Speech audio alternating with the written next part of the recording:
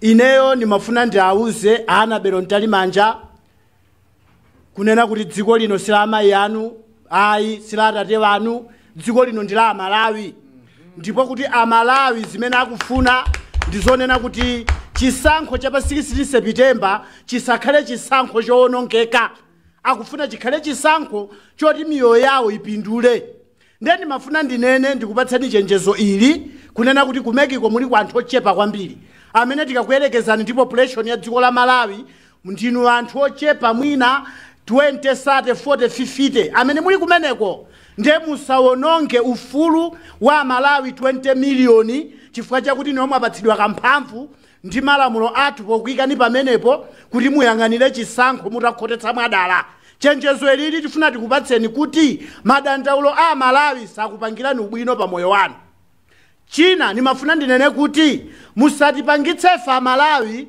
kuti tiyambe ziwawa mdziko muno chifukwa cha inu anthu awiri kapena anthu atatu mulipo wena amene mumadzimva kuti ndinu amphamvu mumadziona ngati muli ndi ulamuliro kamunakula mimba ndiye mumadzilenga ngati kuti dziko lino lili m'manja mwanu zimenezo muyiwale nzakale mphamvu zanu pamene tikuwerenga kuti masiku akuchisankho akhala ochepa zikuchepanso mphamvu zanu ndiye tifuna tinene kuti ngati apezeke wina onyalanyaza titakupatsani ultimatum ya 14 days kuti mukonze mavuto amene Amalawi akudandaula iniwo nkuchitira dala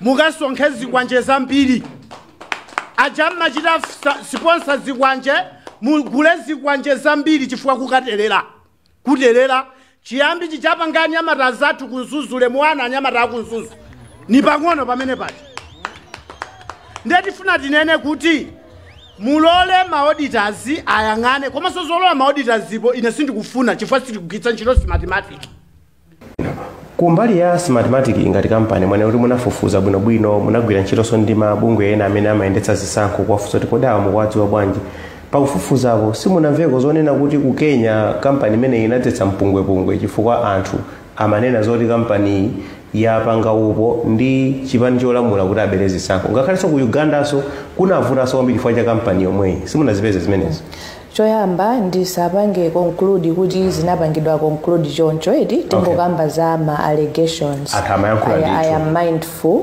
not to make statements of concluding as matters of fact tipange choncho koma like I've said due diligence inachitika and chilichonse chinapanga check bwinobwino that's why contract inapitilira mpaka ukafika kumalizira mori ndinokhulira kuti kampani imene ndi kampani yolongosoka ndipo igwira ntchito yake bwino lomwe kuno ku Malawi ineyo ndokhulira kuti kampani igwira ntchito chifukwa tionenso kuti election management is a project.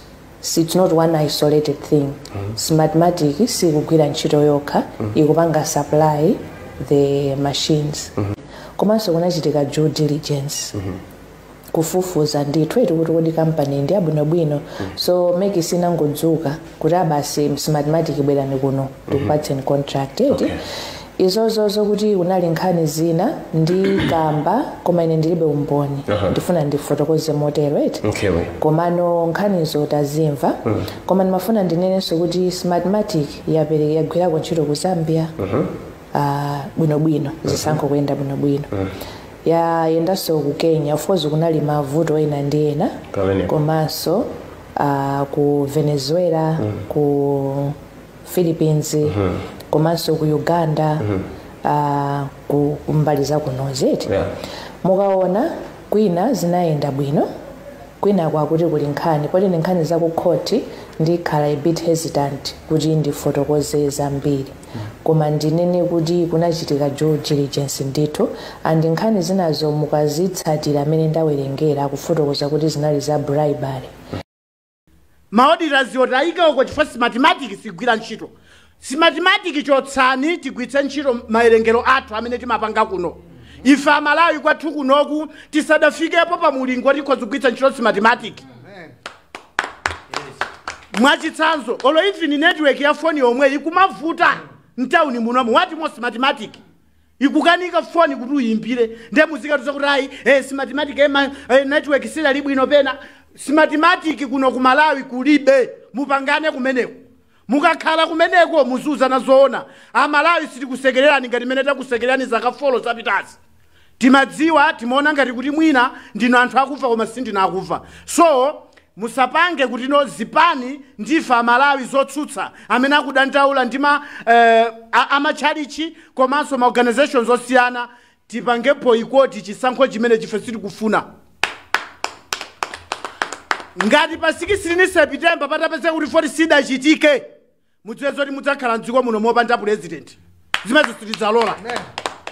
Ndiyeno ndima amenewa ine ndimangofuna ningokupatsani chenjezo mumandidziwa sitiyang'ana kuti ndinu ndani nimafunanso ndinene kuti pali chodabwitsa chimene tikuchiona kuti pala anthu ena amene tidakuyikani ntchito yoyang'anira dziko lino loteteza ngati asilikali mumakakhala nawo kumeki ndigwira ntchito timeki tadziperekana kuti umanitani zaka zonsezi kwakhala kopanda inu asilikali kuti muthandizira chisankho lero mukabwera mwaona chani ndefe sitingakuopeni chifukwa chakuti mavazi ovala za girini ayi anake dziko lino ndifeyo amene tikulankhula misonkho imene mmalandira ndalamazo kumeneko ndi athu ndefe anu ake tikuti chisankho chikhale chapoyera komanso chochitika mwachoonadi owina awine kuti wawina osati mubereka munthu chifukwa chakuti wakanika zaka 5 zapitazi cholinga chomuteteza kulibe ulendo uno mawu amene nafuna nkambe ndi amenewa zikomo kwambiri. Anthu aonera kuti musayembekezere china chilichonse kubwera kuchokera kwa Justice Annabel Ontalimanya ndi MCP iro amene aja ndipo MCP yawayika pamene paja kuti akathandize kubera chisankho kuti MCP iyo ipambanenso mu 2025 ndino MCP ineyo choyamba sine wachipani sine wa MCP sine wachipani chilichonse komanso mukaona kuti ndafika bwanji pampandopo munachita kusankhidwa process ya malamulo imanena kuti Judicial Services Commission ipange nominate a judge to be appointed by the president. Process inaenda ku Judicial Services Commission, president anapanga appoint ine nalandira kalata. Ine ndongopangidwa appoint ntchito sinalembere.